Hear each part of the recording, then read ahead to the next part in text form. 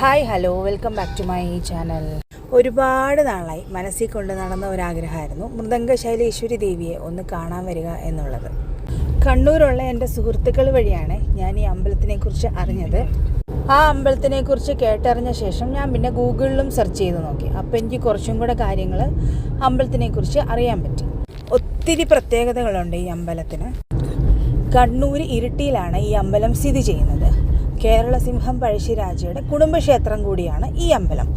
ഈ അമ്പലത്തിനകത്തെ ശ്രീ പോർക്കളി ദേവിയുടെ ഒരു പ്രതിഷ്ഠയും കൂടെ കാണാൻ സാധിക്കും. പണ്ട് പഴശ്ശിരാജ യുദ്ധത്തിന് പോകുമ്പോൾ ശ്രീ പോർക്കളി ദേവിക്ക് ഗുരുതി പൂജ നടത്തിയിട്ടാണ് യുദ്ധത്തിന് പോവുക എന്ന് പറയപ്പെടുന്നത്. കേരളത്തിൻ്റെ തനത് കലാരൂപമാണല്ലോ കഥകളി. കഥകളിയുമായി ബന്ധപ്പെട്ട് ഈ ക്ഷേത്രത്തിന് ഒരു കഥയുണ്ട്. നമുക്ക് എല്ലാവർക്കും അറിയാം, കഥകളിയുടെ ആദ്യ രൂപം എന്ന് പറയുന്നത് രാമനാട്ടമായിരുന്നു. അത് സൃഷ്ടിച്ചെടുത്തത് കൊട്ടാരക്കര തമ്പുരാനുമായിരുന്നു. ഈ രാമനാട്ടം പരിഷ്കരിച്ചെടുത്തത് കോട്ടയം തമ്പുരാനാണ്. അദ്ദേഹം ഒരിക്കൽ മൃദംഗ ശൈലേശ്വരിയിലിരുന്ന് ആട്ടക്കഥ രചിച്ചുകൊണ്ടിരിക്കുമ്പോൾ അതിൽ സ്ത്രീ രൂപം എത്ര അദ്ദേഹത്തിൻ്റെ മനസ്സിൽ സങ്കല്പിച്ചിട്ടും അത് സങ്കല്പിച്ചെടുക്കാൻ വളരെയധികം ബുദ്ധിമുട്ടുണ്ടായിരുന്നു. മനോവിഷമത്തിലായ അദ്ദേഹം കുളക്കടവിലിരുന്ന് ദേവിയെ ധ്യാനിക്കുകയും കുളത്തിൻ്റെ നടുവിൽ ദേവി പ്രത്യക്ഷപ്പെടുകയും ചെയ്തു. ദേവിയുടെ ആ രൂപം അദ്ദേഹം മനസ്സിൽ ഉൾക്കൊണ്ട് കഥകളിയിൽ സ്ത്രീവേഷത്തിൻ്റെ രൂപം സൃഷ്ടിച്ചെടുത്തു. ഇന്നും ആ രൂപത്തിലാണ് കഥകളിയിൽ സ്ത്രീവേഷം പ്രത്യക്ഷപ്പെടുന്നത്. വൈകുന്നേരം 5 മണിക്കാണ് അമ്പലം തുറക്കുന്നത്.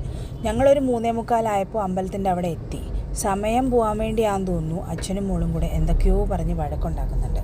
വളരെ പ്രധാനപ്പെട്ടതും മനസ്സിനെ വളരെയധികം സ്വാധീനിക്കുന്നതുമായ ഒരു ഐതിഹ്യം കൂടെ മൃദംഗ ശൈലേശ്വരി ക്ഷേത്രത്തിനുണ്ട്. ക്ഷേത്രം നിൽക്കുന്ന പ്രദേശത്ത് പണ്ട് സ്വർഗത്തിൽ നിന്നും കലാസാഹിത്യ രൂപിണിയായ സരസ്വതി ദേവി മിഴാവിൻ്റെ രൂപത്തിൽ വന്നു പതിച്ചു എന്നാണ് പറയപ്പെടുന്നത്.